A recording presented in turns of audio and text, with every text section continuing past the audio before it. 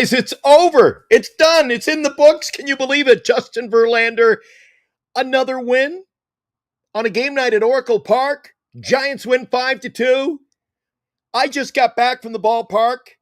My co-host Eric, he's driving home from the ballpark en route to Galt. He's going to be, he said, keep her going for a couple of hours and I'll jump on. We'll see how that works out. Giants win. We'll talk about it. Giant Sports Talk Live is live on a Tuesday night.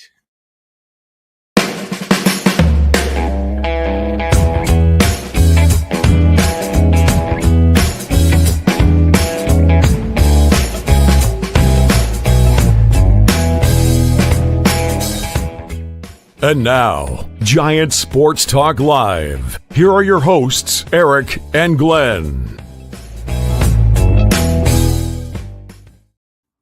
Oh, what a night. What a night at the ballpark. Eric and I were fired up about the game. Oh, you know what? We haven't done this for... Guys, I'm just settling in, all right? We just got back from the ballpark. There was a whole crew of us over there. We'll talk about it. The crew are filing into the chat as we speak. You know what? We were entertained tonight, boys.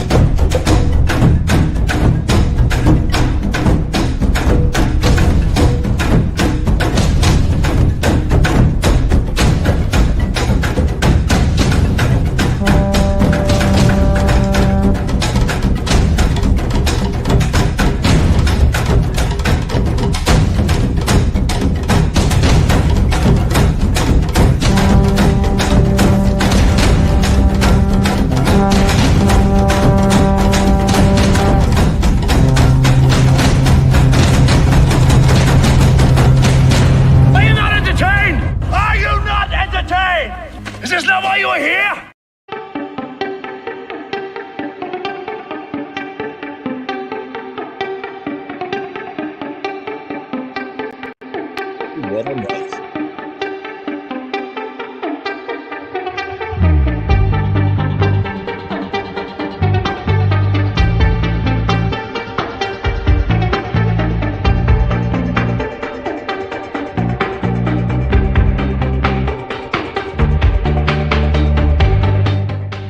All right, guys, thanks for your patience.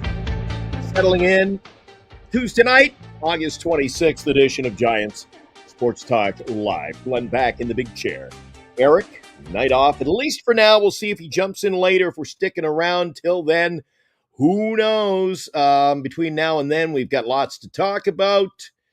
I don't know what to tell you, guys. What a night at the ballpark. The hot corner were there. Lou, Dan, Eric, myself, front row, and I'll tell you what, we got stories. Now, first of all, San Francisco Giants pick up the win, 5-2 over the Chicago Cubs. Who saw that coming? Especially with Verlander on the hill. Matthew Boyd was on the hill for the Cubbies. And if you were at Oracle Park tonight, I had to turn to Eric. I said, are we in Wrigleyville? A lot of blue jerseys and a lot of people cheering on the Chicago Cubs. But at the end of the day, thanks to my boy Wilmer Flores and company, the San Francisco Giants pick up the victory. Not a bad outing for Verlander. 6 complete. Gave up 7 hits, a couple of runs. He walked a couple. And he struck out 5. Limited limited all damage throughout the game.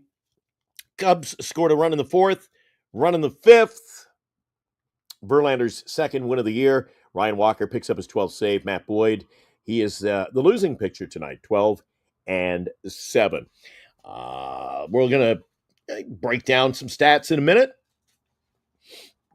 We will get you guys in the chat involved. It's my first time. Oh, see? If I can shut this up. Nope. I don't know what we're doing. So we'll take a look at the stats in just a couple of minutes' time. In fact, let's see. Can we do this? No, I don't hear that. So here's what we're going to do, guys. We're going to take a look at the out-of-town scores. Going to take a look at what happened at the ballpark tonight. Just, again, I should have taken a few minutes, calmed down, washed up. I just walked in from Oracle Park, and again, nobody here to help us out tonight. I believe if we're lucky, Lou is going to drop by from NorCal Sports Network, part of the Hot Corner on Sunday nights. He'll be joining us in a few minutes' time, just getting things set up, and we'll have Lou drop by. He promised he would take some time, and I think it's time for this. On Giant Sports Talk Live. What time, Ian? What time is it? And now, today's Giants in Review on Giant Sports Talk Live. All right, guys. 5-2 final as mentioned. The Giants, they defeated the Chicago Cubs. Great game. Here's how it settled out. I mentioned Verlander the win. 6 innings, 7 hits. Gave up just 2 runs in the game. Matthew Boyd was the losing pitcher. Walker with the save. All right. Ramos, he was in the leadoff spot tonight. 3 for 3, guys. Ramos goes 3 for 3, had an RBI in the game, and didn't strike out. We did strike out 10 times, which I'm telling you, I'm getting tired of the double-digit strikeouts, but all things considered, against the Cubs, a win's a win. I'm not going to bitch and complain tonight. Rafi Devers was 1 for 4. He struck out, got a .252 batting average going. Willie Adames, the life of the party, 0 for 4 with 3 Ks. Just was not his night. Also, Casey at the bat, 0 for 4 with a couple of strikeouts. Wilmer, that a boy, second inning. He went yard. I was there cheering him on. The boys in my peanut gallery, Eric, Dan, and Lou, they were just looking at me going, oh my God, could this possibly? And I'm going to tell you about the Wilmer. There's something magical about the Wilmer Flores home run tonight. You won't believe it. Maybe Lou will admit to it a bit later on if he joins us. You're just not going to believe this. Matt Chapman, he had a hit, 3 at-bats, a couple of RBIs. Matos, he was a 1 for 3. Oh, geez, Bailey. Not productive at-bats tonight. Just not productive. 209 average. This season's been a train wreck. Drew Gilbert out in center field and 0 for tonight, 0 for 3. Again, you can see there the K ledger. 10 strikeouts in the game collectively by the Giants. Verlander, he picks up the win tonight. Joey, Eric's best friend, Lucchese, pitched an inning and a third. Didn't even give up a hit. Struck out a couple. Budo, is that how you say Budo? He pitched 2/3. Then Ryan Walker pitched the 9th. Shut down the Cubs pretty nicely.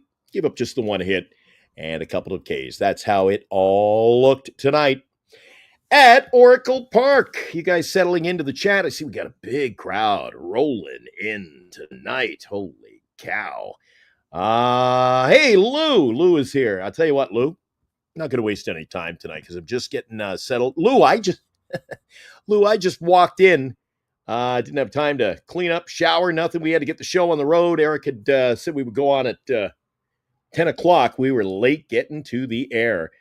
But Lou, I've posted up the StreamYard link if you want to join us in just a couple of minutes. We'll talk about Rodriguez. He was in the dugout tonight. Encarnacion was in the dugout as well. One guy who was pretty damn close to the dugout, along with Dan and Eric and myself, was Lou Marston. Hey, buddy. Hey, how are you, Glenn? Dude. Good to see you again. We picked a winner tonight of all the games. Yep. Oh, what did you think of the game? I gotta just cool down for a minute. I think the one thing is, we've all talked this season about Verlander not really getting his dues. He was in trouble in the first, the third, the fourth, the fifth. And I think tonight the Giants, with good defense, really helped him out. And, some key hits. I think tonight, beside the good defense to help Verlander, they added on. And I think that's one of the things the Giants have really lacked. Chapman with a big poke. And, I think with defense, Schmidt made an incredible play down the line in second. And then, Gilbert, being in center field, there were some shots today that, it might have been Oracle, but he made them. And, nice 5-2 win, big crowd, as you said, sort of a late arriving crowd. But, I don't want to blow Glenn's thing, but, Glenn called his boys home run, and he will tell you a few other things that happened from there. But, good time. It was hot corner. And I just sort of want to say thanks to some of the guys in the chat. There's no competition between us and Dan, Eric and me. We're all buddies. We all want to help. But today was sort of unique because where we sat, they were my seats. So I really wanted, it was the first time I met Glenn, but we were being bombarded. People coming down, taking photos, saying, hey, how you doing? Hey, congratulations. I really watch you. It was good to know. We met people outside. It sort of felt like we were the superstars today. And, we got to watch great action. And, most importantly, we were there, we had fun, and we saw a Giants win.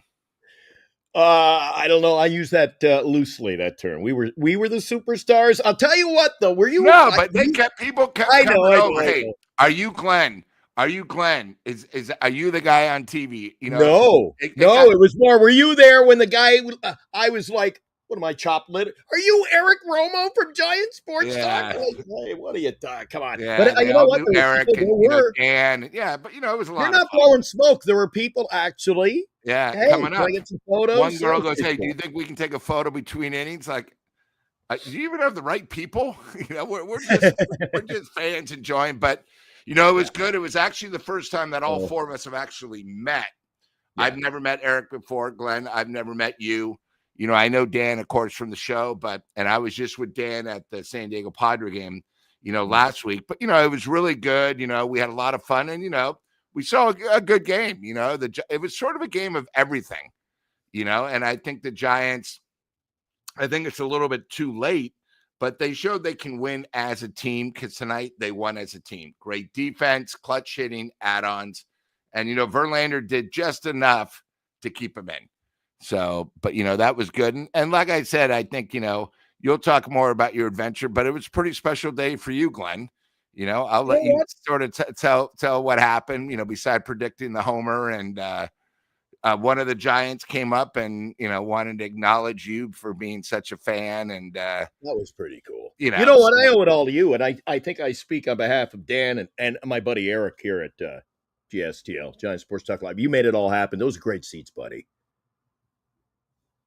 Yeah, and these are the same seats that we gave away for the charity. So, one of the things I want to do is every year we're going to do it. This year was sort of my cause. Last year was Eric's. So, hopefully we don't have a cause that we have to do because, I don't want to every year to have somebody a problem, especially a 19-year-old girl with liver cancer. Are you kidding me? Last year Eric had a friend whose wife, went to sleep. She was pregnant, never woke up. They didn't have insurance, so we want to help. And, I'm very fortunate where I have these tickets. It's hard to sell them, but when you sit on them, it's a different experience. Now Glenn, and it's one of those things where, I love to help out, so, if there's ever a cause where you think, hey, we're not big. I mean, we raised, $2,000, but it's better than nothing. And, it sort of helps us. And, we want to try to help people as much as we can. Absolutely. And again, I know that I certainly did. And I know the guys that were along for the ride, Dan and Eric, they sure enjoyed that. I mean, where the seats are. And I can look down. I need my binoculars most nights to see. Yeah, when you're there, and I go, well, he's pretty close until you sit in those seats. I kept leaning over, giving Dan reports. I go, oh, Wilmer just got another bat. No, I put it back. I'm able to I'm literally, guys, you have no idea. Marcus, Eric probably took. You're literally in that dugout. Yeah, Eric probably took 20, 30 photos tonight because he was sort of like, wow, they're even better than I thought they were. And one of the things, guys, is, hey, listen, they're family tickets. I always have extra seats. If you ever have a special occasion, I can't give them away for free just because, people pay for them. But, I never charge unless I give them to people for a special occasion, a charity, or I give them for face value. But they're worth a lot more than the face value. Most people ask me for games except for the Dodgers. I always have tickets throughout the year. So, any way I can help. It doesn't matter what show you're on. You got to remember, we do a show on Sundays, so there's no excuse. And that's sort of what it's all about. You just roll in? I haven't even, I'm soaked. I took away something, put water on my face, and got there. And of course, I got a call from Dan. I was like, Dan, there's 2 outs in the ninth. You're saying you're back. It's because I don't know if he got a sweatshirt. Yeah. You guys got to remember, when you go to a game and there's over 30,000, the one thing, and I tell Glenn this because Glenn just has to walk to his home. I have to walk 2 blocks out just to get a Wi-Fi to get an Uber or a Lyft home. Because, when I go to the game, especially if I'm with guys, I drink, I do not drive. Sorry, guys. I never want anyone to do it. So I have to walk up, and I walk up 3rd Street. I finally get a Wi-Fi, and then I order a Lyft. And, I come home and, I was all bundled up. I had a scarf, I had gloves, I had a hat. I took that off, put a little water, got a little water for me, and, was excited to join you tonight, Glenn, and, do something a little bit different. Had a whole lot of fun. Now, I don't want to make this about me, but we will. So, I want you to, it's, if I tell the story. All right. I will tell you the story. So here's exactly the truth. So with the hot corner, there's 4 people. Right now, when I go to the games, I don't really say much because, I've done it many times and I let the other people experience. So Glenn, and it was an experience, Lou. We're experiencing it. So of course, Dan, first thing, Ramos, right? I feel a base hit. He did nothing. And then he comes back and says, I feel Devers going to do something. And I go, all right, this got double play written all over it. So then Flores came up and, it was like Glenn had the Flores thing today because today's Tuesday, so he had the thing. And, not many Flores is out by us, trust me. But he goes, you know what? I feel a home run. And not just that, I yelled it. Yeah, yelled it. Home run right here. I said, and then first pitch, and then everybody in the dugout also heard it, right? Because we're so close, they hear you. That's sort of how, and I'll tell you another story later on, but all of a sudden, next pitch, line shot, sort of the typical Flores homer, a nice line drive, easy swing, and it gets out. Yeah. So, he's all excited, Glenn, and he's showing everyone, I had the Flores jersey. The inning ends. He goes down to the bathroom. I go, hey, Glenn, let me go get you a beer. Right. And I come back and Glenn goes, sorry, Lou, did you get me a beer? Yes, because I have something else to celebrate. And all of a sudden, Glenn goes, look. And what Mr. Flores himself threw him a ball, said, thanks for being a fan. How's that? Yep. And I got high fives from who was the life of the party in that dugout? Oh, yeah. Willie Adama's over high five. Adama's heard me. Yeah, because there's steps right there. The steps that they put their gloves down. And before, the pitchers go, they're there. And he came over and gave him a high five. He got the ball. And Flores every time would basically just, give him the nod of the hat. Like, hey, thanks for being a fan. And cool, Glenn he'd be sitting there not listening. He goes, this is the number 1 guy for the most extra base hits. I'm sorry, pinch hits for the New York Mets. Yeah, and he turned around and just acknowledged Glenn. So, the great thing about these seats is Glenn was like a 6 to 8 year old boy going to his first Giant game. Even though he's gone a lot, he felt like a little guy at the game and he was loving life. And that's what the seats are all about. Lou, it really became, to use the proper term, it was interactive baseball for us. It was interactive. I mean, Adamas was chatting with people that were in the next row. Had you left? I believe you just left when Encarnacion like Yeah, so drilled the ball. he's And one I of the caught a nicest fair guys. hand. I literally have probably gotten 10 balls from him this season. He always says it. And you know what? It's funny because nobody ever says thank you to him. They just say, and I always say thank you. And he goes, no problem. Because he's not the greatest. But yeah, he throws up balls.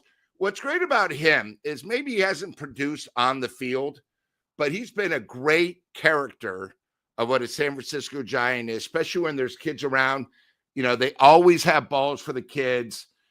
That's probably the one negative about our seats is we get so many people trying to get autographs and everything. And, us being, I don't really, unless I know the kid or it's a nephew, I don't move. So people get upset. But, we had Webb today and it was like a frenzy by us. Kids are like falling over me. I had my fries knocked down. People are apologizing. But, that's what it is. These seats are very unique. They're very special. And it's, one of those things where, and today what was great is, hey, Glenn's been to many games, but today he was like a little kid. And that's sort of what baseball is all about. You never know what's going to happen. Like Glenn, you probably said, all right, I'm sitting in loose seats. Let's see what's going to happen. But this whole game was like an experience. You got to see your boy come through. You got a ball. You got a high five from Adamas. You're right there where it was like, oh my God. Can we do this again? Like you were so involved in, it always makes it when the Giants get the W, it makes that game more special, especially when you're there. But, it was also great to see you, because what's great about baseball is it brings out the little kid in you, and I think that's why sometimes me and Glenn are so honest about the Giants. It's frustrating. There's no reason we're still under 500, because the Giants, they play tonight. They play a complete game. They win. This is Verlander's first win ever at Oracle. Because if you remember, right, he lost in the World Series. He hasn't won all year. It's one of those things. But the thing with the Giants is they got to do this constantly. Consistently. They got to do this all the time. And again, you know what? Hopefully we can end the year successful. And I know we'll talk more about, the schedules released for next year. But, you got to take these wins. This is now, and especially at home, where we struggled. Last homestand, we won the first game and we won the last, but we lost 7 in between, So now we have back-to-back wins. We'll see how they go tomorrow. They're going against another excellent pitcher. But, tonight was just fun, and I'm really glad, it was one of those games where you never know what's going to happen. But when you bring your buddies, we got to meet. Everything just sort of clicked, and it worked out well. It did. And 16 minutes, guys, before opening pitch. That is literally how close Mr. Webb was to you. Yeah. He was right in front of you. And then you were surrounded by about 25 kids. He was in front of seat 6. My seats are 1, 2, 3, 4. And in seat 1 where Glenn sat in, if Glenn actually could put his legs out, he would be in the dugout. You know what I mean? They have that barrier. Oh yeah, I just said to the guys, I could. All I had to do was stand up, Lou, and lean in and look. Oh yeah, Wilmer just left the dugout. What's he doing down there? You could give it's really a bird's eye view, and that's from my seat. Look at that, boys. Look at that, Lou. Again, thanks, buddy. Appreciate that. No problem. Glad it could help. Glad you enjoyed it, and it was a successful night. It was. I'm going to find a special place for that. This is, and again, you know what, Eric and I always, I played it tonight.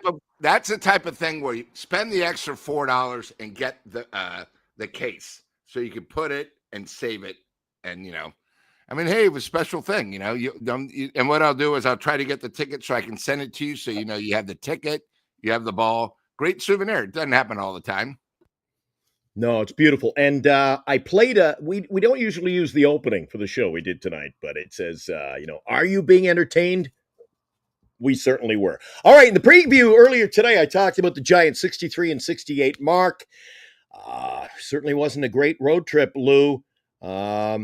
But after the Saweetie concert, we've won 3 in a row in our own ballpark. And you mentioned, I did earlier, you got Verlander, just his first. I mean, can you believe it's August 26th and we're talking about Verlander's first win at Oracle, man? 15 million. Wow. I mean, you'd think by now he'd have at least 5 wins. And, and if you only have 5, at least, a couple of them are at home. That's almost like, I'm not, but you know what? Hey, it's sort of weird. You got to look forward to successful things. He's now got that behind him. He finally got a win at home. That's behind him. So maybe, he could go. He was just, the one thing about seeing him today is he got out of trouble. And I think if it was a road game, he probably wouldn't have lasted, but he did. Because at one point, the Cubs had like 7 hits and the Giants, they had Wilmer's homer. And that was it. It seemed like, you know what I mean? They were sort of sitting on the 1-0 lead. But tonight, hey, Giants, great thing, add-ons. And that's what good teams do. Lou? How's the ball smell? Smell There's real? something about the smell of a ball, isn't there? Yeah. Oh, it's sort beautiful. of like when you first get your mitt, that smell of the leather.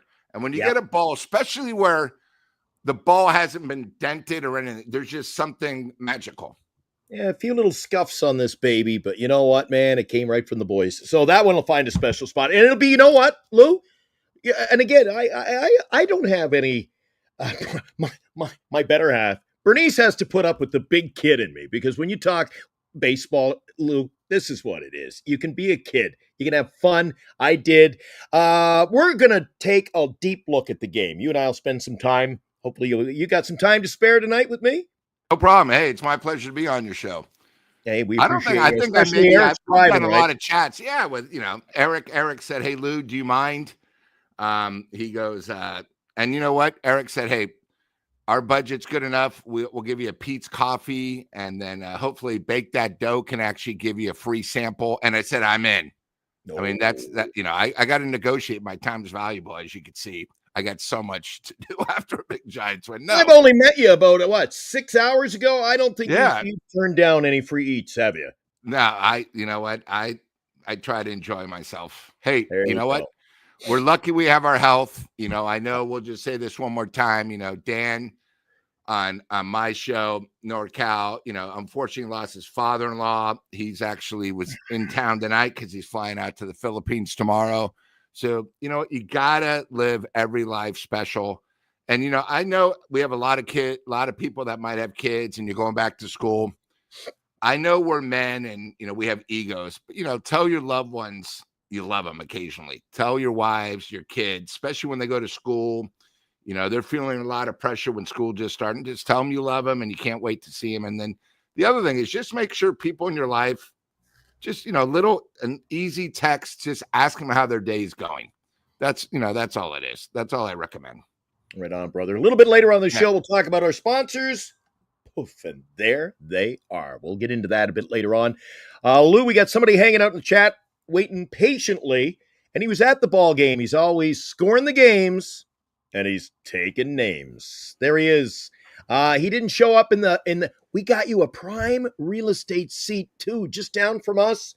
Where were you tonight? Where were you, Dean? Dean's in. How you doing, buddy? Hey, Glenn.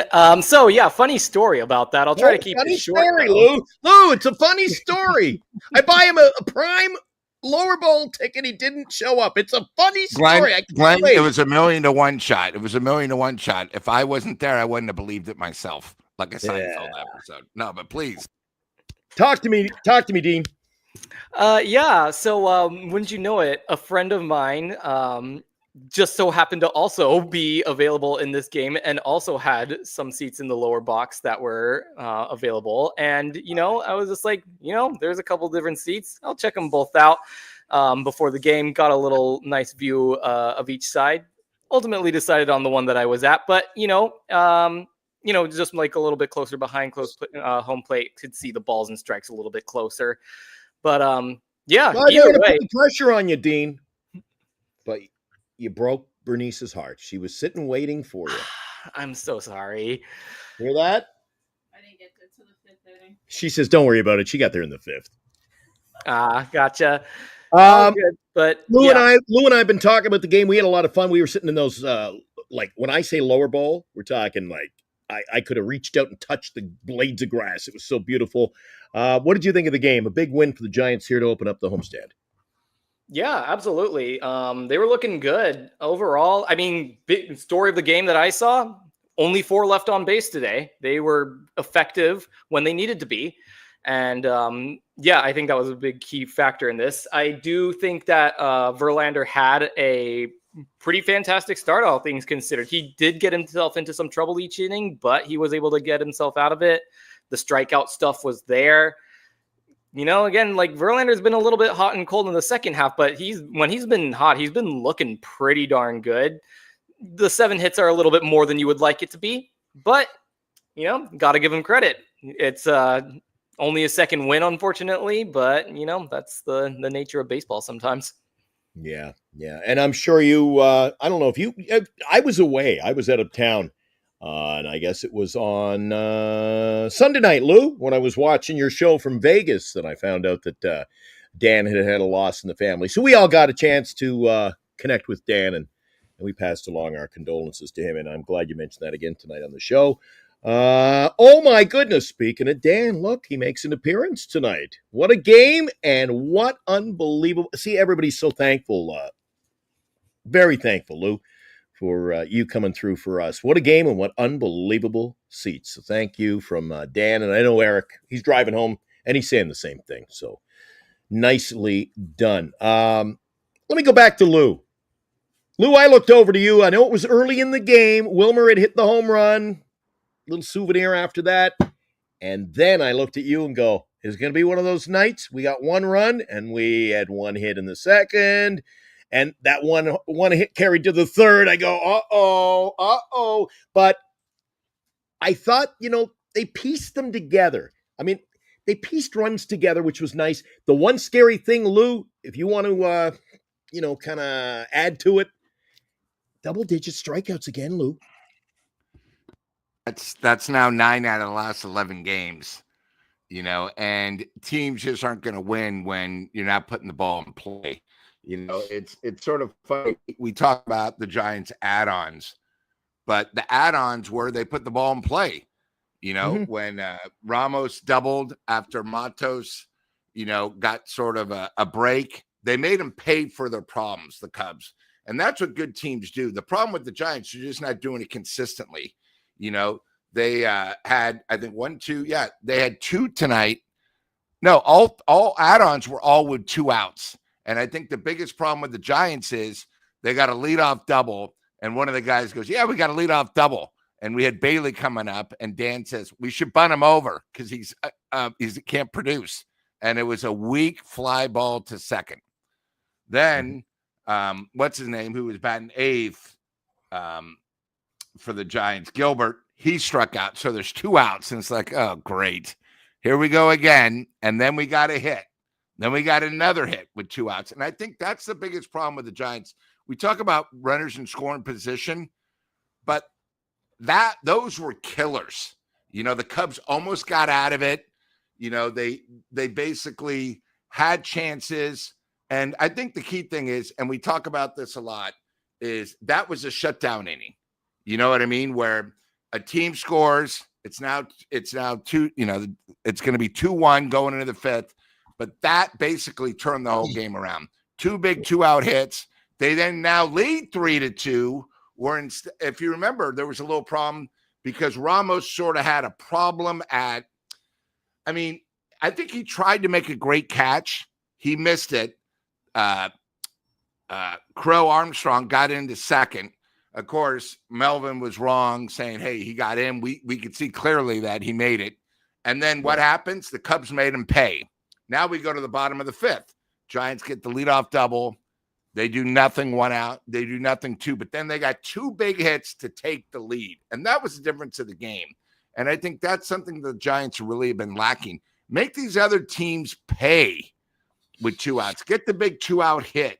I was sort of sick and tired of the Giants going, we'd have 7 hits, but we'd be 1 for 11 in runners scoring position.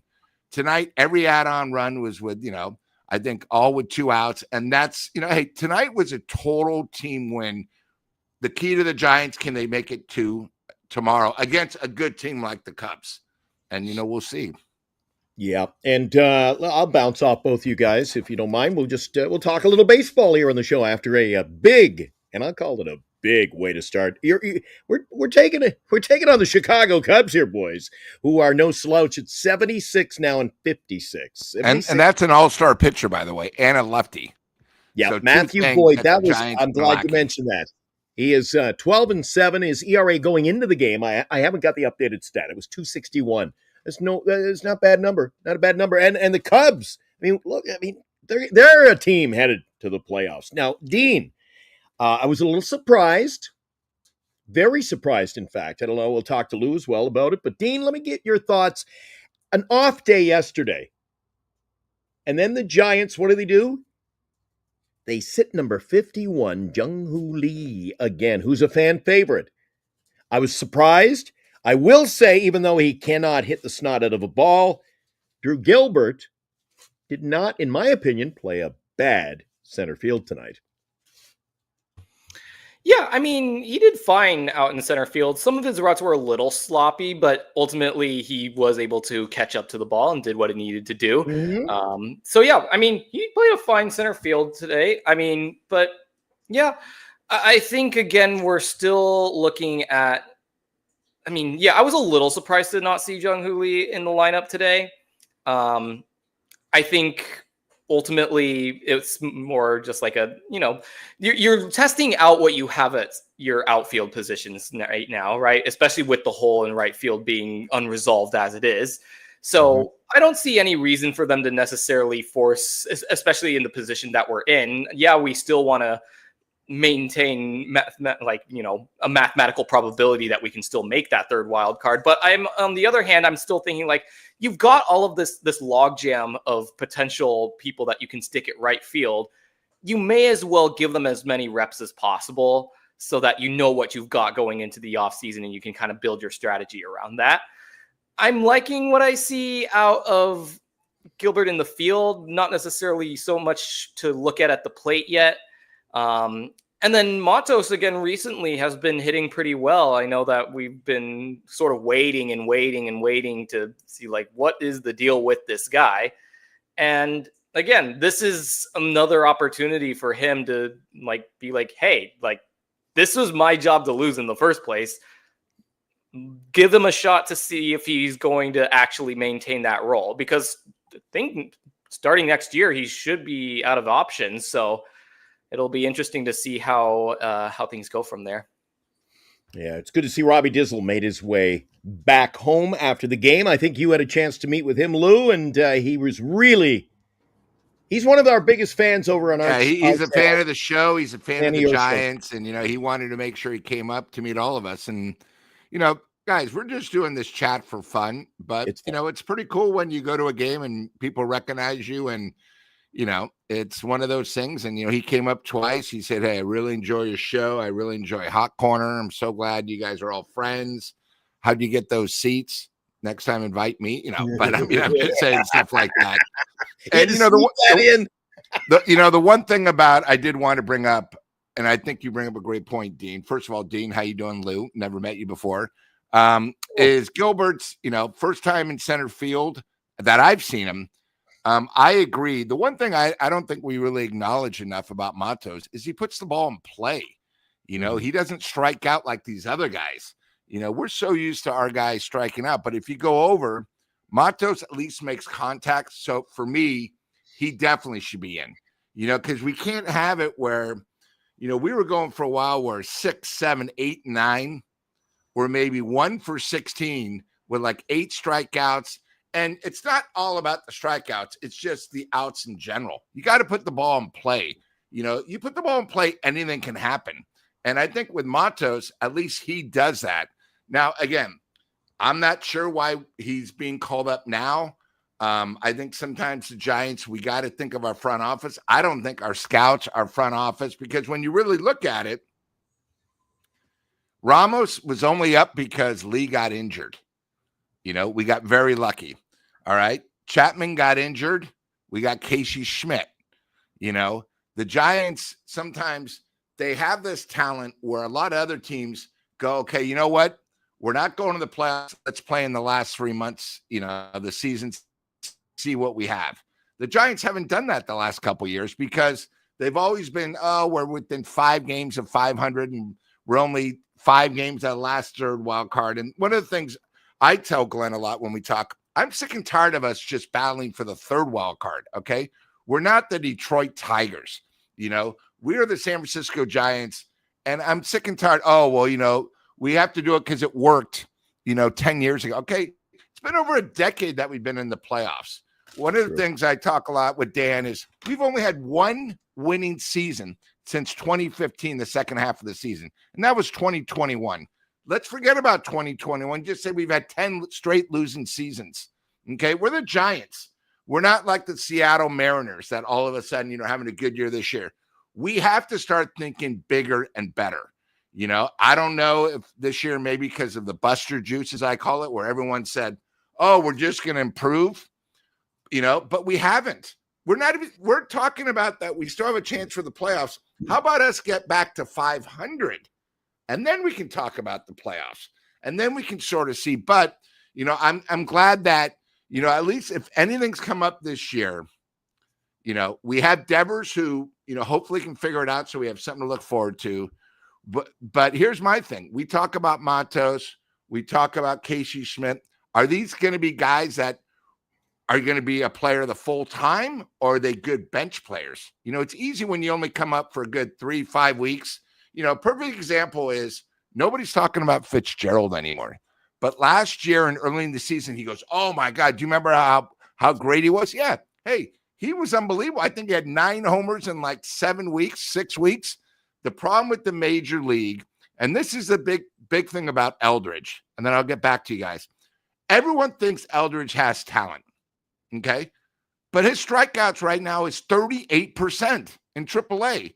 What's he going to do when he goes against the best pitchers in the major league? It's probably going to go up. So, and I know we all want Eldridge to be the superstar, but you got to remember the Giants haven't really produced anybody that is of that superstar stat. So what we got to do is, hey, let Eldridge grow. Don't bring him up now. Let him get bigger and better. Maybe next year, maybe in spring training, he earns a spot.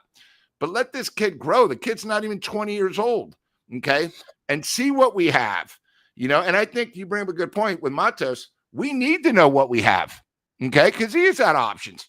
Let him play. If he doesn't go the last 6 weeks, good. I think tonight there's 30 games left. If he can't perform at 30 games, then you know what? DFA him. Because what are you going to do? Have him the same thing next year? The Giants got to decide. We have a terminology where we have a lot of 4A players, guys that are good in AAA, but they just can't make it in the majors. Okay, well, if we don't play them, we just don't know. And we got to sort of cut those losses, Why have a guy in AAA who is going to bat, 180 with us and has, so many strikeouts, and he's not going to make us better. We got to start getting guys that are going to keep getting us better, instead of being 500, you go back tonight, we had add-ons and we scored with runner scoring position with 2 outs. If we would have done this 10 times in the 130 games, we'd be looking forward to being in the playoffs. So just take little steps and just be realistic. I think too many times with Farhan, they tell you what you want to hear. Buster, if you remember Buster saying, guys, toward the trade deadline, we're going to go for it. Well, you lied. You didn't go for it. You gave away 2 of our players. Some of the guys we got from the Yankees, I don't even know if we're ever going to see them. But you got to figure out what you have on your 40 and 26-man roster. Because if you don't figure that out, you're going in circles. And I don't want to be at the same time next year in circles, Glenn and Dean. You brought up a good point, Lou, about, guys who are, you can use the term sneaking. They're kind of sneaking into our lineup by necessity. And that's the only reason we got a chance to see some of them. And you didn't mention, maybe it's through fault, but you can add Ramos to that list. I told him last year. He was only with us. He was only with us because of the Jung-Hoo Lee injury. Exactly. Yeah. So you are on a roll, my friend. I want to keep rocking and rolling. Let me ask you this. I'm tired. I'm very tired. Dude, you and I are very much on the same page in a lot of things. We talk off air a lot of ball, and you and I more often than not, are on the same page. And I want to know your thoughts. I think you know mine. What are your thoughts on the roster? The way they throw a roster together. I'm sick and tired of not knowing who's batting eighth from second and third to seventh. And I wish we could be like a lot of other teams. And I'll use the term a pro team where Judge is batting second, or you could throw any player on any team in a lineup, but you know what I'm saying. I want you're a talking lineup more that I know is consistency. consistent, and the guys in the roster know where they're going to be playing day in, day out, and that I think is going to create a little more consistency for them as the player, Lou. Look at Jung Hoo Lee. He never knows if he's lighting off or whatever. I will say after Dean, I've been a Giants fan for a while.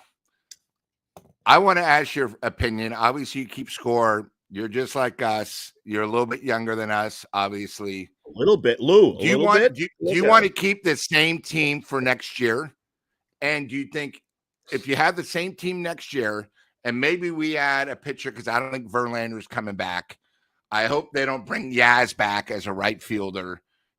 I want the Giants to get younger, more athletic, more talented.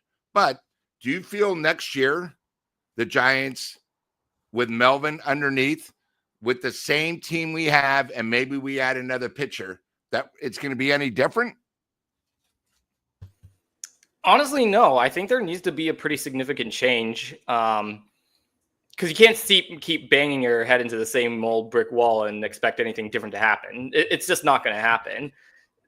Especially like we have the data now. Like we have all this whole season to look back on. And Glenn, to your point, at the beginning of the season, we did have a pretty consistent lineup. Like we had a righty lineup and we had a lefty lineup, and that was pretty consistent through the first parts of the year. And when we were winning, Dean, we were winning. Yeah. And almost as soon as things started to get rocky, it felt like they messed with the lineup and they never looked back. They just started changing the lineup every single day, and it never really went back to that level of consistency. And we're still generally stuck. Like I can't really tell on a given day what the lineup is going to be. And that on its own is definitely a major issue. I should be able to get at least like 7 or 8 out of 9 of them in the right spots consistently. And right now it's just a big old hodgepodge right now. We don't know where anyone's batting. Hey, Dean, I got a question. So when Farhan was in charge, everyone knows, even though he said he didn't, he was the one in charge of the lineup. I don't think Butcher's in charge of the lineup. I think it's Melvin right now.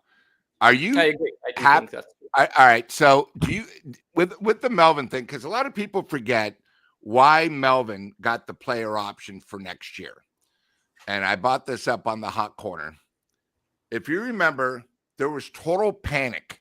The Giants had swept by the Florida Marlins. They had lost 2 out of 3 to the Chicago White Sox, and they lost the first 2 games in Arizona. Okay. The main thing wasn't the trade or anything like that. It's the Giants need something. And he gave Melvin the player option for next year. Now, people in the chat might be a little thing. He's not guaranteed it. They just said the player option. This has happened before. The Giants, if it doesn't work out, they can get rid of him. It's only a couple $1 million. Right. But if you notice, after they gave Melvin, the Giants had a nice little roll. I think they went like 9-3. They got going. It looked positive. But since then, it's been very inconsistent. I think the biggest problem, too, is Giants fans like us, we're not happy with Melvin. A lot of his decisions, his lineup. I know a lot of people are still amazed that our hitting coach is still hitting. I mean, he's still our coach. Matt Williams III. I don't know who's even in charge of our defense, because our defense has been atrocious, as well as our running game. Like tonight, I actually almost fell down because I saw Chapman actually stole second. It was like, what? Giants made a steal. And as we know, in July, we only did 3 attempts, not 3 steals, just 3 attempts as a team. So, Dean, my question to you is, What do you think can make us better next year? And again, on our show, we've said, and people think we're nuts, they should probably trade their best asset, which is Webb, right? Because I think it's easier to get great starting pitching, but for Webb, maybe you can get 2-3 prospects. I think sometimes people live in fantasy land saying, oh, well, we can give up Ramos and Casey for somebody, or we could trade Eldridge. I think everybody in the major league knows about Eldridge, right? And I think maybe people say, you know what, he's probably a couple years away. We're not going to get prospects. So without Eldridge, how can we make this team better? Do you think maybe coaching changes where maybe Melvin and his boys, sorry, hey, thanks, we tried, they're all gone? But then you got to remember now it's a new regime, new coaches. It's not that easy with the players. Or, we basically have big four, right? You have Devers, his contract. You have Adames, his contract. Chapman, his contract. And Lee, who I think is still a big contract, right? For at least four more years. Do you want to keep him, or do you think Buster and Isaiah can actually say, hey, maybe get rid of one of them, maybe two of them, because we're just not that athletic. You know what I mean? I mean, Casey's athletic. He made a great play at second, but I think of the team more older, like Flores, and sort of slow. Like tonight, Devers, my God, he hit a ball, and I don't even know if he still hasn't made the first base, And yeah, Chapman, he did steal a base, but you see these other teams, they're using the base to their advantage. We're not hitting behind the runners. Other teams do.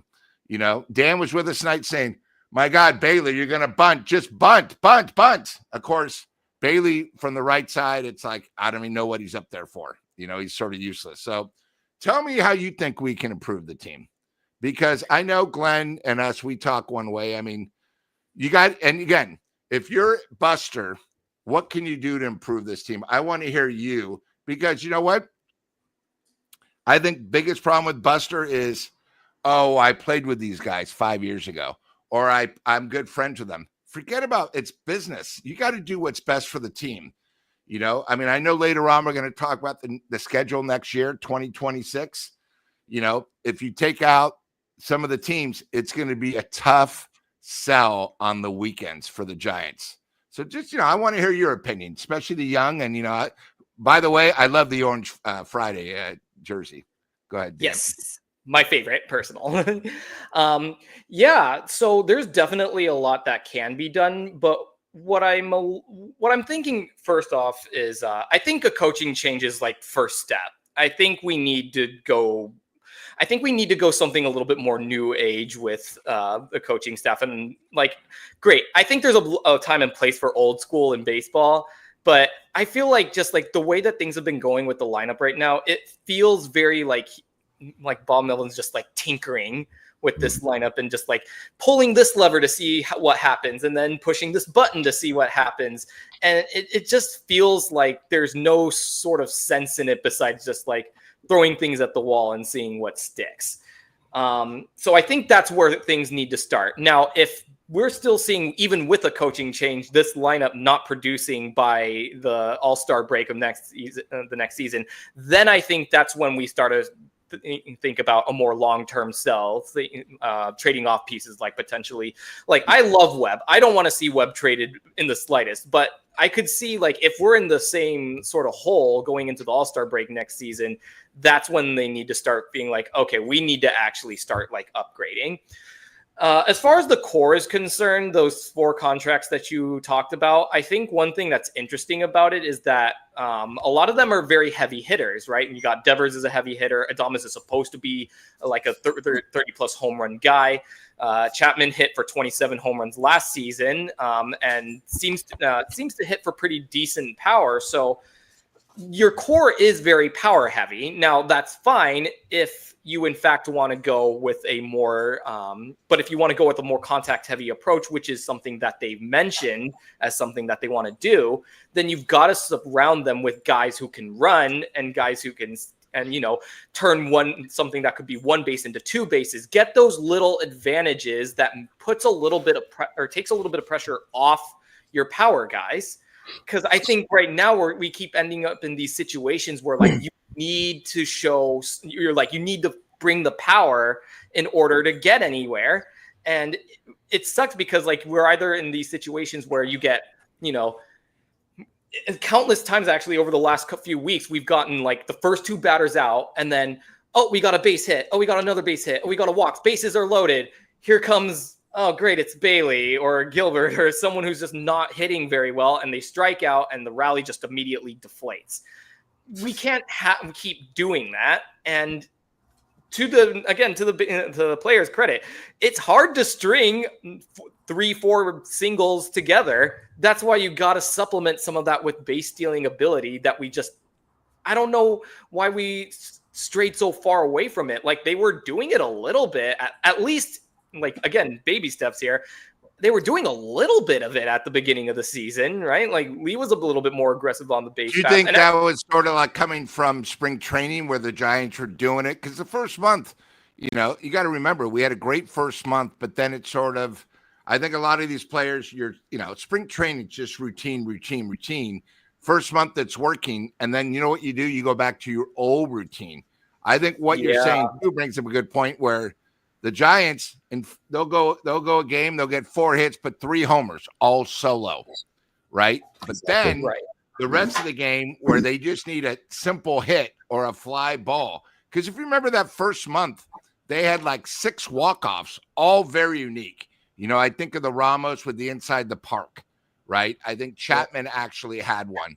I think we won on a balk. I think we won on another, very strange ways. Yeah, that wild Texas game, Lou. Yeah, and then we lost a few too. If you remember, we lost to the Angels where, we gave up 4 in the ninth. So I just think overall, I think you bring up some of these bats. They're great guys when making contact. Now, you bring up Chapman, last year. But the thing with Chapman is we're batting in 4th. I don't care about the homers. I want him. I need him to have 80, 85 RBIs.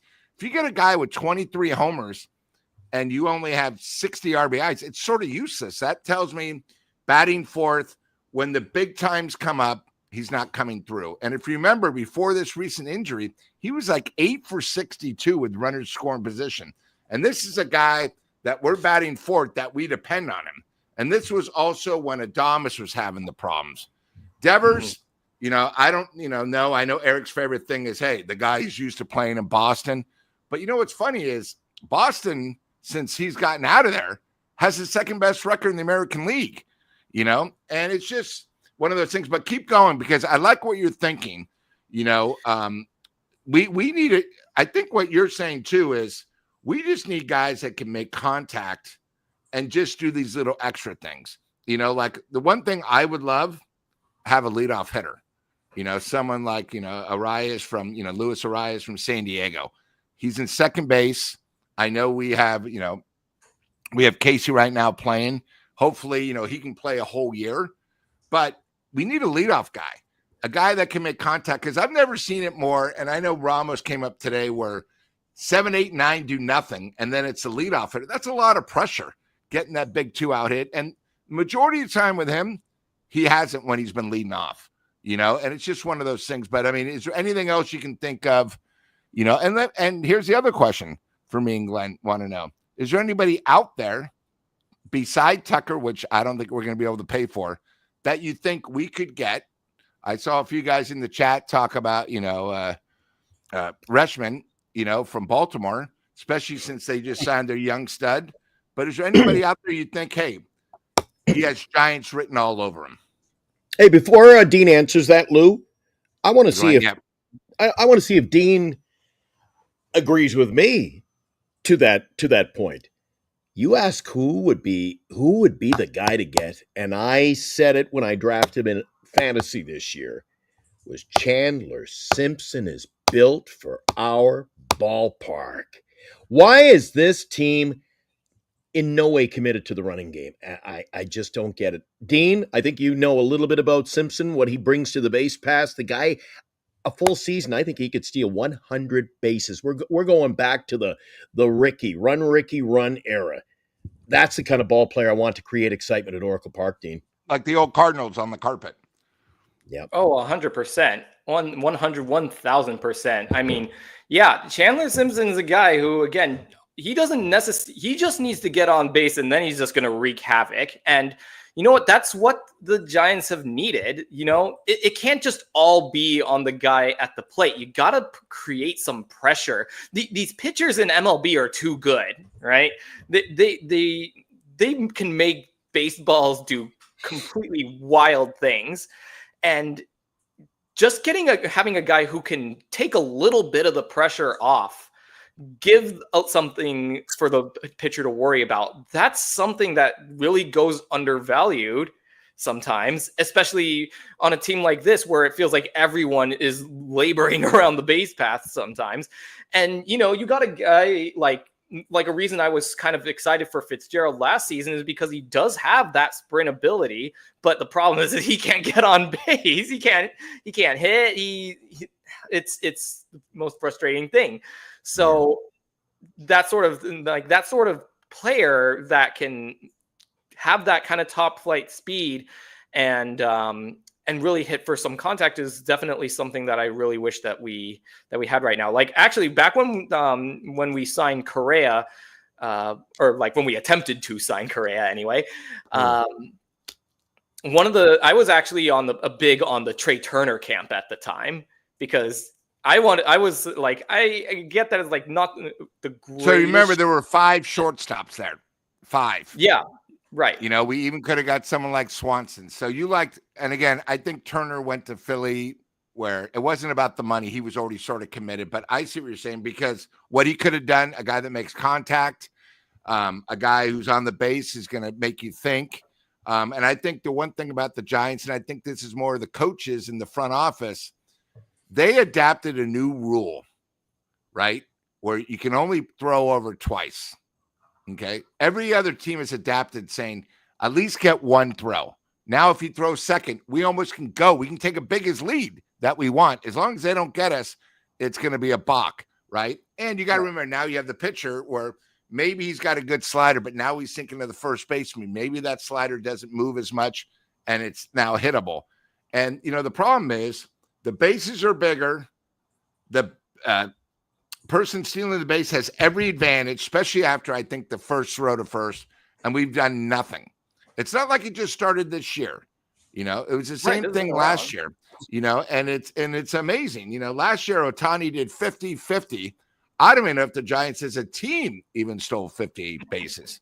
Did we try to steal 50, Lou? Did we even try? I don't know, but I think, you know, they got to start thinking because you got to remember, we have our big 4. If those guys are going to be here again, we need other guys to do these other things. We need a base stealer. We need someone that can make contact. Yeah, we got to do something. But Dean, I like the way you're thinking. I think you're onto something too, Lou, about this whole looking ahead, and that's really all we can do is look to next year, and it starts now. The fact he's given some guys a look, I kind of agree with both of you guys. And do you think it's Melvin or do you think it's Buster? Ooh, let me think on that. But I think you're gonna have to. You know what? You signed these guys to long-term deals, Lou. You got 3 guys who are going to be here for the better part of more than half a decade. Then you're gonna have to surround them with pieces that fit. You can't go next year, Lou. If we come back next year and it's the same old, it's over before it starts. Yeah, and the only reason why I said signing Webb is I think he's your only chip. Because you got to remember, Ray next year, that's it. He's going to be a free agent. So unless you're going to do him where you're going to trade him this offseason, because I don't think the Giants are not going to, because people got to realize if Ray continues and say he has 15 wins end of the season, right? He's going to want 4 years, 120 something million. If the Giants either are going to have to pay him or he's going to walk. Then you got to realize, okay, who do we have to replace Ray? And the only reason why I said Webb is he's our best chip. You know, we still got him 3 years on the contract. And I'm not saying we just get him a hitter. You know, we could trade him to someone like maybe Miami, where maybe we can get 2 younger pitchers, one on the major league roster, one who's away. You know, one of the best teams, I think the best pitching staff in the minors right now are all about a year away. It's the Chicago White Sox. Nobody talks about them because they think they stink, but they have the top 4 of 7 ERAs in the minors, right? The White Sox aren't moving them. They're all young, but, you got to start thinking that way. Plus, you got to remember, our big four, Devers, I'm not even sure how old he really is because of where he's from. I know they say he's only 29. The way he's been batting, striking out, could be 32. Chapman, we know, is 31. Adames, he's getting up there because these guys, once they get 30, 31, when they're going to have a number where they're going to get 32 and it's going to be like, oh my God, we still have them for 2 more years. So that's why I think we got to get just a tad younger and more athletic, I mean, hey, it's sort of funny. We're talking about Gilbert. I thought Gilbert played a decent center field, right? We talk about Bailey. Great catcher, but he can't hit. Well, it's sort of the same thing with Chapman. All we do is praise him defensively. And I admit he's a great defensive player, but he's maybe 1/3 of his defense is his offense. Strikes out way too much. He got a homer tonight, but I need him to hit a homer when it's 8th inning when the Giants are down 1 run, not strike out on the exact same pitch. Adames this year, if you take Adames' stats away last year, which was a contract year, he played in Milwaukee. Dan brought up a great point. He had 12 homers that were either 3-run homers or grand slam. We need guys that are going to put the ball in play. And, here's the thing. Devers might, but if we don't have somebody this year, we are going to be, it's 19 years where someone's actually hit 30 homers for the Giants. That's embarrassing. Every other team has someone that hits 30. Even a guy gets lucky should be able to hit 30. And, we need guys like Chapman. Chapman's only had 1 year where he's hit over 76 RBIs, and I think the thing is, we look at Chapman like, oh my God, his defense is incredible. And you assume he has 30 homers, 100 RBIs, but he doesn't. He's 23 to 25. He's maybe 65 RBI. I mean, if I told you right now, he still doesn't have 50 RBIs, you'd be blown away. You know what I mean? And we put him on such a stature. Oh, he's our best player, so we bat him 4th. I mean, we have Adames and Chapman batting 3rd and 4th. And if you look at their stats, I think out of 26 teams, they're ranked like 24th overall production, average, homers, and RBIs. We can't have that when they're batting 3rd and 4th. Now, hey, Chapman's only been here 2 years, okay? Next year, but you got to remember, they're the 2 highest paid players on our team. So, Adames, he better come through next year, or we're going to have him for another 5 years. And that's where these teams they become stagnant, and then we get the excuses. Oh, well, we need a shortstop, so we paid for him, and it's sort of like the refreshing thing this year was Buster, the Buster juice, but Buster can't make these guys different than the back of their baseball cards. You at least brought up a point saying, hey, we got to start thinking, stealing the bases, put the pressure on the defense. Cause it's amazing when the Giants play somebody where they're going to steal. Like they play like in Arizona or Milwaukee where, hey, they took 2 out of 3 from Milwaukee. I think it's great. Right. But when you see these other teams stealing 6, 7 bases in a row, a guy on first, all of a sudden he's on third. You're a little bit younger, but me and Dan, me and Glenn, remember the St. Louis Cardinals, they used to play on a thing they don't do it anymore, called artificial turf for a lot of the chat. All they would do, they had so much speed, they would hit the ball on the ground and they would steal. Their MVP was a guy named Thomas Herr, who was Tommy Herr. I think it wasn't a third baseman, Lou. Third baseman or second, but I believe third. He was MVP. And if you saw his stats, you go, are you out of your mind? But they won 100 and something games. He was the catalyst. I think that year he only struck out like 20 times because they built the team to the ballpark. And I think the Giants, too much times we say, Oracle, we got to change it. We got to do this. Well, how about get a team that is built for the ballpark? Because I'm sick and tired of everyone saying, oh, this ballpark, everyone's been oracled, but you'll be amazed. If you go to a lot of games and watch the Giants at home, the opposing team never has a problem hitting 2-3 homers. It's us that have the problem, and I think it's because it's our caliber. We're not really a home run team, but we have guys that think they can hit homers, and I've never seen guys – we get excited when a guy hits one to the warning track, right? But, you brought up a great point. You can't remember the last time the Giants had 3 or 4 hits in an inning.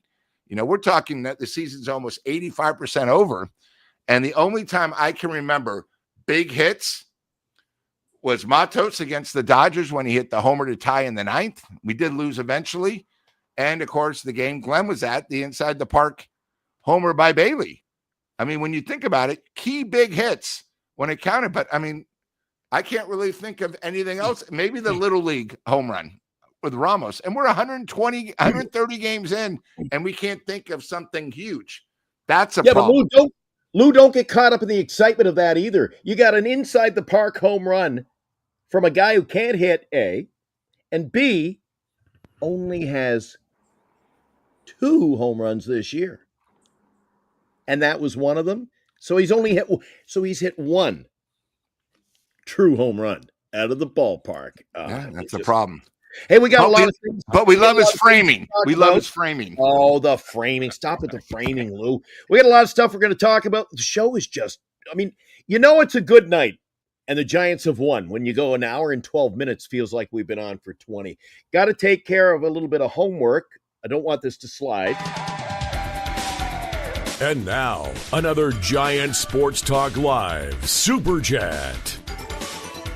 We love our Super Chats. We love our guys in the chat who participate and bake that dough cookies. Nice meeting and chatting with you guys tonight. He dropped by. He hung out with Eric and I believe Eric, he bowed out, didn't come into the game because he got a very early morning. But nice meeting and chatting. So he hooked up with you in the parking lot. He hung out with Eric and myself and Robbie Dizzle, actually, for a little while before we all got together. So we enjoyed meeting you, too. So that was what Aaron, always a pleasure. Yeah. And I love those cookies. Not good for my middle-aged spread, Lou, but I love those cookies. What else do we got to do at this point in the show? Oh, Eric would have my head if I didn't do this. At this point of the show, we got to pay the bills around here. So let's do this. We'll be right back with more Giant Sports Talk Live with Lou and Dean and me. And I think I hear Eric. Eric might be back soon. Giant Sports Talk Live, brought to you by Lefties in Burlingame. Visit Lefties for all of your Giants collecting needs. By GenesisGoldIRA.com, signatures for soldiers. Duxwell Printing, for all of your printing needs in the Bay Area. Visit Duxwell Printing at 37 Wentworth Place in San Francisco. And by BetterCreditCards.com, for the best credit card choice for you. Visit BetterCreditCards.com, covering the San Francisco Giants nightly. Online, we are Giant Sports Talk Live. Now, back to Eric and Glenn.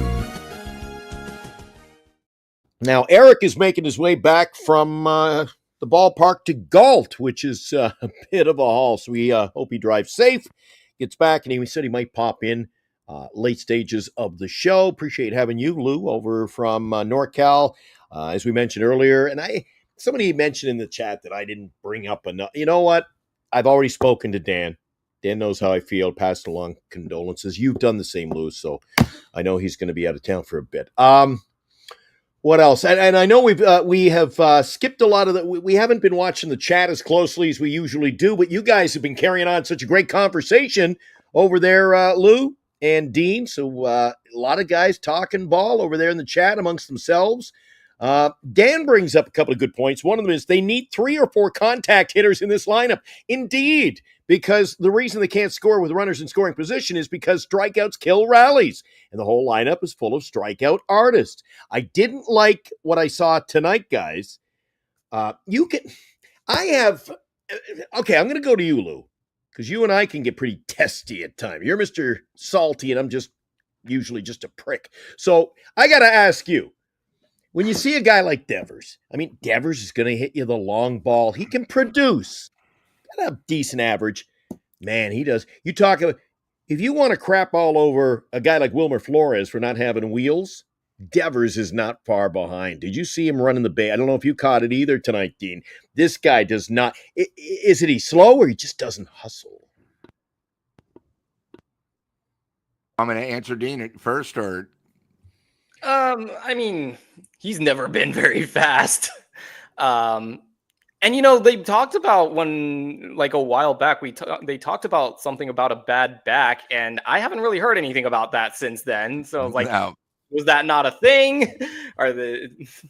Is it a thing? Do we care? Do they care? I don't know.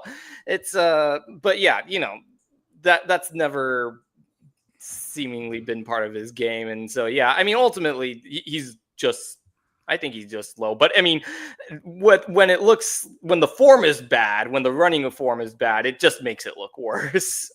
But he's never been much of a speedster or even an average runner. No, and you know what? You can get a guy. I spent a lot of time up in Winnipeg, Lou, as you probably know.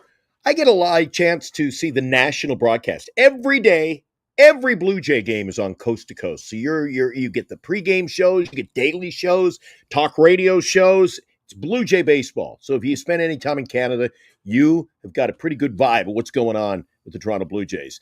That's a team that makes contact. That's a team that can run. That's a team that can move runners over. Most people can't name, outside of your top maybe 3 players, people can't name the roster for the Toronto Blue Jays, but they get the job done. So my only beef is I haven't yet gotten caught up in the old, we got Devers, we got Chapman, because you mentioned it earlier.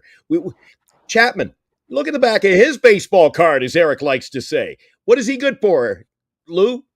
65 RBIs. That, to me, is not quality production.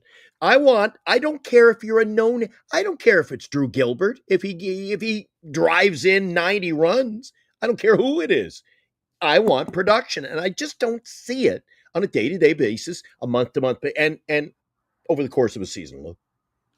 Yeah, no, I think, it's sort of funny. When we played Toronto, you saw the difference in the philosophies. They hit behind runners. They had 2 sacrifice flies in an inning. I don't know if the Giants have done that all season. They do the small things to get the W. That's all they care about. And, their mentality is, hey, we're in the East. We have the Red Sox, the Yankees, even Tampa Bay. But they play right now. They're leading that division, probably the hardest division in baseball, right? But their mentality is World Series or bust. They're like the Dodgers now because they're sick and tired of always being second fiddle like San Diego is to the Dodgers. The biggest problem with the Giants is, and I've heard this for the last 3 years, we're competing for the 3rd wild card. That's an embarrassment. The place is packed. They had another 33,000 tonight. The Giants are going to almost probably do close to 3 million. The fans are showing up, but the product isn't. And, I think the big thing is they have to do small things to make big differences. And, that's me. They got to do – they have guys that think they can hit homers, but that's not baseball. They have not adapted to the new game. As you remember when Giants were winning 2010, 14, torture, we're not even doing that. It's like we have – because of our team that's on the field, we have to do other stuff. Hit behind runners, bunt, steal, hit and run. We actually, I think 2 games, we did 2 hit and runs. And then the next 3 weeks, we never tried it once. And, I think that really comes back to the leadership and the management. Melvin, I've been saying this, he thinks it's 2014 when he was with the A's. He had the problem with the Padres where he sort of lost respect from the bullpen. I think the one thing with the Giants is we were so spoiled with Bochy. I think his greatest asset is the way he worked the bullpen. I always say with Melvin, he's always kept the guy in an extra inning, an extra 2 batters. He has no clue how to work the bullpen, right? He basically, juggled. All right, well, we're not sure, but, we'll put Duvall in today, even though Duvall had problems. Well, we're not sure, and that's the thing is when we had Ron Wotus, we never had who is our bench coach. I don't even know who the bench coach is now. And I'm a big Giants fan, which is sort of embarrassing, but we never had these problems. We never had the problems where, Ramos and outfield, it's like an adventure sometimes. We didn't miss cutoffs. We tried to throw a runner at second. We never spiked the ball like Ramos. We never had guys with a guy at second with one out when a grounder to third get tagged out at third. Our running has been effective. Our defense has been effective. Everyone talks about Adames. Nobody says that he's second in the league in errors. I mean, this is a highest paid Giant of all time, and he's second in the league with errors. So just all this stuff is sort of adding on. And I know a lot of people, being Giants fans, said, Lou, it's just a slump. I mean, Glenn loves us. They're going to come around the second half. It never happened. Never happened. Okay, now, could it be maybe how 2021, where everyone had their career years, and this is the complete opposite? I don't think so. I think the players we have, I think what Buster's got to do is saying, oops, I made a mistake. Okay, we need to do a few things. We need to get younger, and you got to remember, if they decide, hey, and again, we tried it with Fitzgerald, and it didn't work. Okay. We tried it with Late Night Lamont, where he was our right fielder. Late Night was never a starter. He was Late Night because he got some key hits, the late innings. But that was 3 years ago. It wasn't like it was last year, this year, right? But if the Giants play it right and they say, okay, we have Schmidt. Schmidt costs nothing. Okay, with these big contracts, you need some guys that aren't being paid a lot, right? The Giants aren't paying our players as much as last year. They went down. Okay, they went down on their salary. They're doing it. And the other thing about next year, free agent class is one of the worst I've ever seen in 10 years. So it's not like they're going to be able to get that big guy. So they got to say, okay, we have Schmidt at second, perfect. At first, they're going to have Devers. They're going to have Chapman, and then they're going to have Adames. So their infield set, but they need help in catcher, and they need a guy that can actually hit. Okay, I don't want a switch hitter. I don't want to see a guy that's good for framing because I've already had that with Chapman. They need a right fielder. Okay, I don't know if Matos is the answer. Ask me at the end of the season. Jung-Hoo Lee's great defensively, but I need him more offensively. And then someone's got to sit down with Ramos and go, hey, this is the right thing. Maybe Ramos is just left field's not good.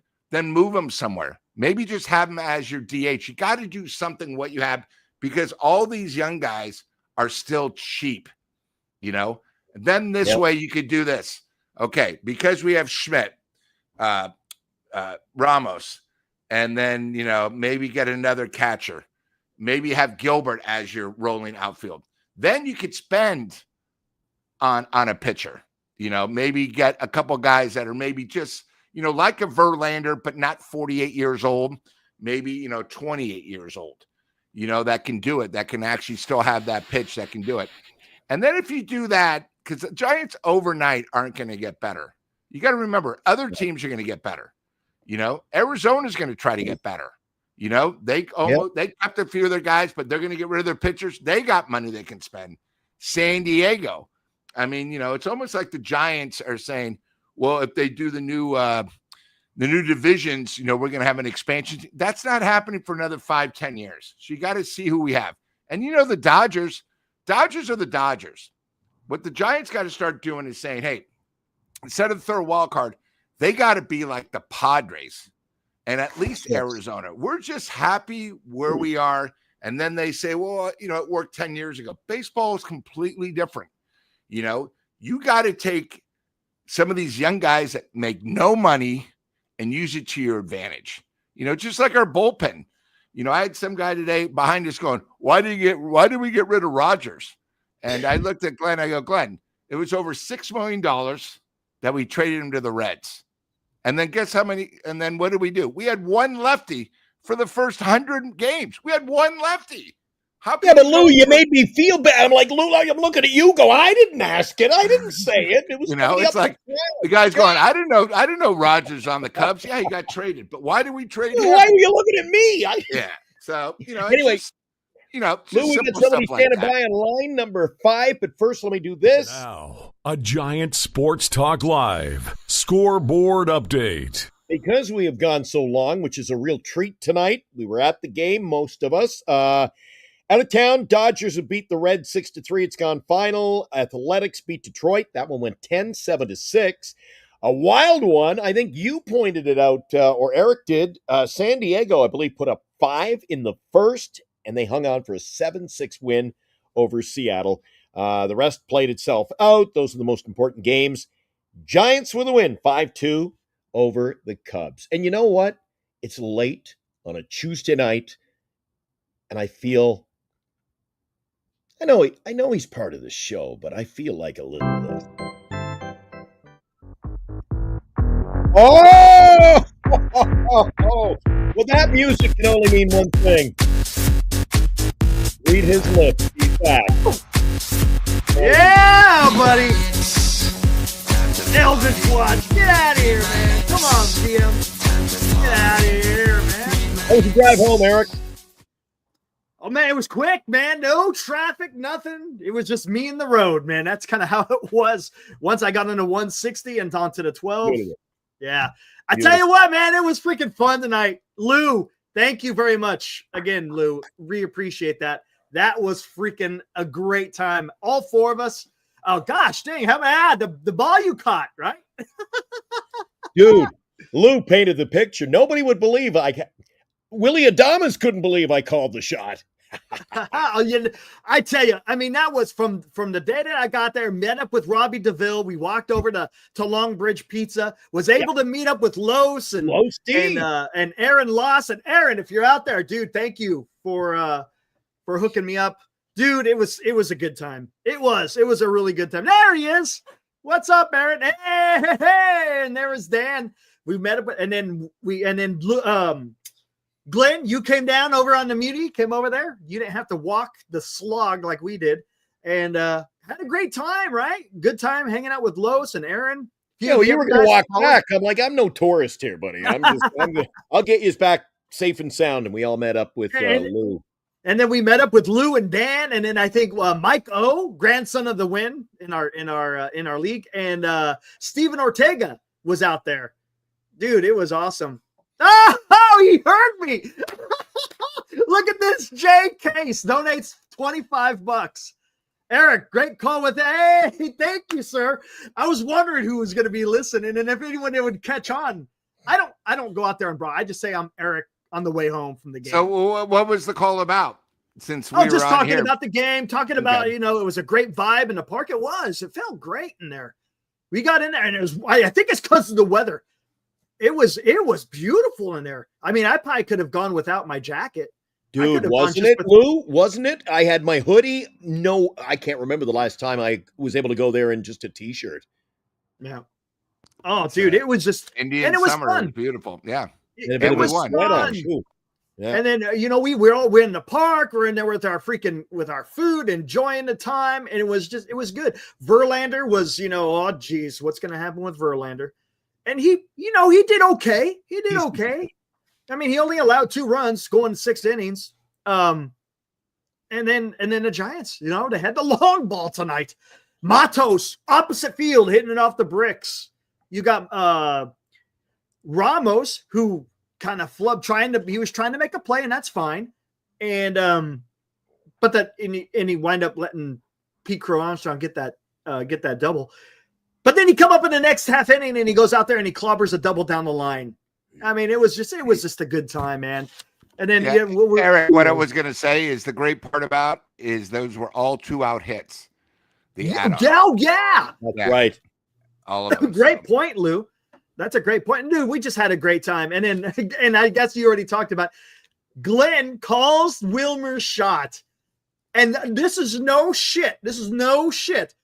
The guys in the dugout, the trainer and Willie Adames turns around. Adames was losing his mind, eh? and looks at Glenn and points at him. Oh my God! High fives me. He ran over. He's high fiving, dude. And then you guys bail and come back, and I'm like, "Look what I got, boys." You're like, "No way." Yeah, exactly, dude. I said to Lou, and Lou really hit it in the head himself. He said he saw me, you, Dan. Dan was a little. You know what? Dan has some things going on, but yeah. But for the most part, the three of us, this was like being a kid in a candy store. It was, dude, wasn't it? It just felt different than any other game. I said, I said, honey, sitting in the 321s just ain't gonna cut it anymore. Look at Dan. and Eric, when we first got on, I felt like people were coming up to us left and right. Hey, are you the Eric from the podcast? Are you? What is going on? The guy was like, "Can I get a photo? Can I get a photo? Help me! Like, can I get Eric? Like, I told the boys you were. The guy sitting behind me goes, "Are you Eric from Giant Sports Talk?" I know you from somewhere. By me, who am I? You want a chopped liver? I don't even know that. And you said that. Hey, that kid. You said that kid over there. The little kid, the little boy. I don't know who the hell that is. Yeah, they were on sitting on the dugout. They kept asking, "Are you guys the guys that do the podcast?" Yeah. Then we had like some girl comes down with a camera saying, "Hey, do you mind if my husband can take a photo with you guys?" You guys were in my living room every night. Yeah. Yeah. Like, what? Are you guys? Are you sure you're the right people? It was awesome, Eric, man. Lou missed out. Lou had just left. Tell him about my impressive play off the field. Oh, yeah. Who threw? Who? I didn't see who threw it. Encarnacion let one rip, and I'm boom. Yeah, Glenn catches it with his left. Yeah, right. And Encarnacion's just like, I snagged it. Boom. It was just, you could hear it. It just, boom. Like, thank you. And I gave it. I already had one. So I gave it. And I made sure, do you remember earlier in the game, Eric? I was going to go up after the guy because I was pretty tame tonight, wasn't I? I was well behaved. Oh, yeah. Everyone was and great. One guy caught a ball from, I think it might have been Adamas. One of the players, I think, threw the ball up into the crowd. And between innings, I was making sure the little boy got that one. I'm like, hey. Yeah. So anyway, he gave the kid. I think everybody went home happy in our general vicinity. They did. And speaking of which, guys, I wish I could stay on longer, but I got to get out of here. If you want to close it out, go for it. Unless you guys, but I got to go. I just came on for a few minutes. I said to Lou, we've been going for over an hour and a half, and I said it feels like 15 minutes. It's nice when you win. I tell you, it is. It is. It's just a different feel. It's a different feel. Anyways, Eric, guys, thanks for joining us on Line 5. Hey, you're awesome. Hey, we'll be back at it again tomorrow. Lou, good seeing you. Dean, I wish we could have met up. I know you showed up a little bit late. But and Glenn, as always, man, it was a good time. Hit a ball with you. We hit up the pizza joint, and then we hit up the game. Dude, it was I couldn't be any happier than I am tonight. Fun damn day. Anyways, chat. We'll see you guys tomorrow night. See you tomorrow. See ya. See ya. All right, Dean, I'm going to pack it in pretty shortly, and I'm going to say goodnight to Lou. So, Dean, appreciate you coming on. Yes, sir. Anytime. Thanks for having me. You know you're always welcome. All right. Have a good night, y'all. I'll see you soon, buddy. Hey, when are you going back to the ballpark? Just in case, I'm over there most nights. I should be there Friday. Will you actually sit with me? Am I like worthy? Glenn, you can sit with me anytime. No, you can sit with me anytime. The question is, will you show up? I'm not quite sure. We'll find out Friday. And well, I got you. And then, Glenn, remember, quick reminder, we play the Orioles on Friday. We have our a winner of our squares on Friday night. So that's right. Thanks, Dean. Marcus. Yep. So, have a good night. Nice to meet you, Dean. So all right. So, you want to touch on that a little bit before we go? There might be some new guys. We got a big auditorium of viewers tonight. So we had done a recent fundraiser, Lou, and part of the giveaway was where we were sitting tonight. Yeah. And you saw how excited Eric and I were. So I know Marcus is going to be pretty damn happy this weekend, isn't he? Yeah. And then not only that, he's going on the field for batting practice. He has set it up where we set it up so he's going to the field for batting practice. He also got 2 gift certificates from a couple of our friends, Tommy Margaritas. Tommy's Mexican on 24th and Gary, who just celebrated their 60th anniversary gave us a gift certificate for $75 that he got. And then, of course, we all know in San Francisco, probably the most famous pizza is called Tony's Pizza. He has another facility that I attend many times. And the general manager, Grace, was nice enough to give us a $50 gift certificate. So for the squares for $20, he won. He's got 4 front row seats. He's got a scoreboard message. He's going to batting practice. He got a $50 gift certificate to Capos in North Beach and a $75 at Tommy's Mexican for $20. And we're going to be doing this every year. What we do is we try to come up. This was all done for a young lady up in Carson City who just turned 20. And unfortunately, she has come down with the liver cancer. And the hot corner that we all know is on Sunday night at 8. We said, let's do something. And Glenn said, Lou, what do you think? And I said, let's donate. And we donated 2 Friday games. They have to decide. And our winner is going to be going this Friday. So, Marcus, if you're listening, I hope you have a great time. That's sort of what it is. Yeah, so that should be a lot of fun for him. Indeed, You touched on everything. I mean, that's it in a nutshell. He won a great prize package. It's not just the game. It's an event. It's an event for Marcus coming up. I think he's going to be pretty excited once he sees the trimmings, if you will. Yeah, there you go. Yeah, and not bad. In San Francisco, everything's expensive, but when you have 2 gift certificates at two different things. Margaritas and Mexican food, and then the other one is Capo's Pizza. And, I want to thank them again. They were nice enough to donate something for the cause, and it just made that prize just a little bit better. Just like sitting in the front row, you never forget. So, I won't forget tonight. Before we go, Lou, I want to keep with tradition, kind of keep the format of our show here on Giant Sports Talk Live. So before we usually sign off, we'll talk about tomorrow's game, the Cubs-Giants game number 2. It's Carson Whisenhunt, a modest 1-1 record up against, let me see who is now going. Colin Ray, 10-5, 3.96 ERA. The stats would favor the Chicago Cubs. Vegas would favor the Chicago Cubs. The Giants have won 3 in a row at Oracle Park. What say you heading into tomorrow night, 6:45 start? Yeah, his last performance, who we're going against, was against Milwaukee. And, I thought it was a good performance. So I think the Giants, let me put it this way. The Giants are going to have to score more than their usual 1 or 2 runs. They're going to need at least put up a 5 spot. And like you brought up earlier, the Cubs are in it. They're a top wild card team. They don't want to lose the first 2 games. So this is where Whisenhunt's going to actually have to show up. We all know about his changeup, but again, Whisenhunt might have a great changeup in AAA, but when you're in the majors and everyone knows about it, they're prepared. So he needs to go out and, I think this will be his 4th start. He's had some times where he has trouble early. He needs to get through the first couple innings, get his routine going, and get everything going. Lou, more on that. You know what? A guy might get away with it for a little while, being new to the major leagues. They're going to adapt him pretty damn quick because I think they're the veterans. They know what they're doing. They know if the changeup isn't over. He's got a small arsenal. That's got to be his downfall. I agree. And that's one of the reasons why, the other thing too is this is the most he's ever pitched in his career in 1 year. He was in the minors for a reason. It's not like the Giants didn't think he could make it.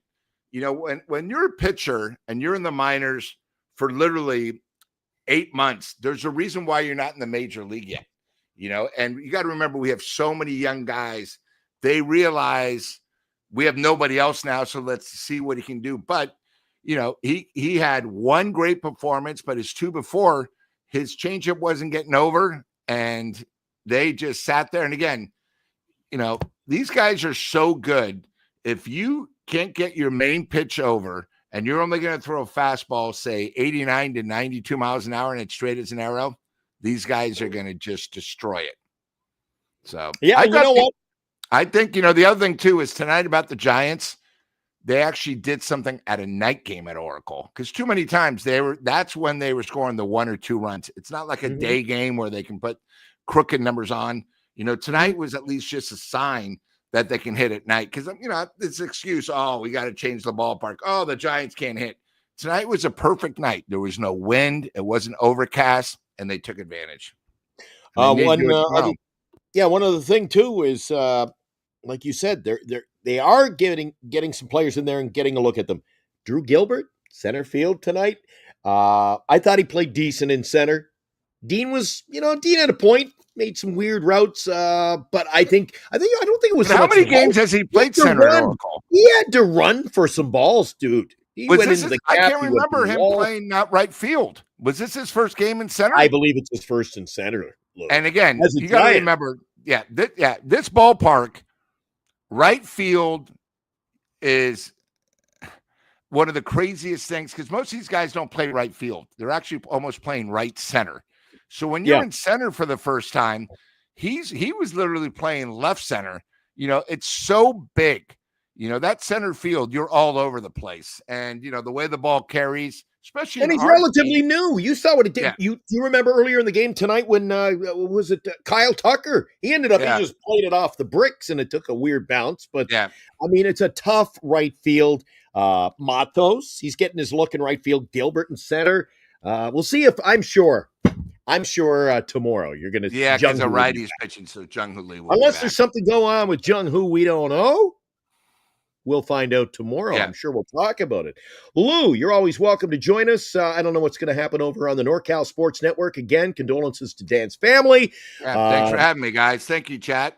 And appreciate having you. Thanks for showing up tonight. You guys showed up in droves. Made it easier and a lot of fun. It was. Thanks, buddy. Thanks for popping in. Anytime, you know that. Lou, bringing it tonight on Giant Sports Talk Live. Thanks to Dean. Eric popped in as well. And thanks to you guys in the chat who make it all worthwhile. Not so much this tonight, Lou, but it was a nice 5-2 win. Yep, Verlander, his second win at Oracle Park. You can join me bright and early tomorrow morning. We've got the morning report on Giant Sports Talk Live. We'll preview tomorrow night's game late in the afternoon. On the preview show, we keep it hopping here. We got the mornings, the afternoons, post-game. We got you covered. Giants baseball. And Eric and I will be back post-game tomorrow night. Hope you'll join us for that on Giant Sports Talk Live. Thanks again, Lou. No problem. Thank you for having me.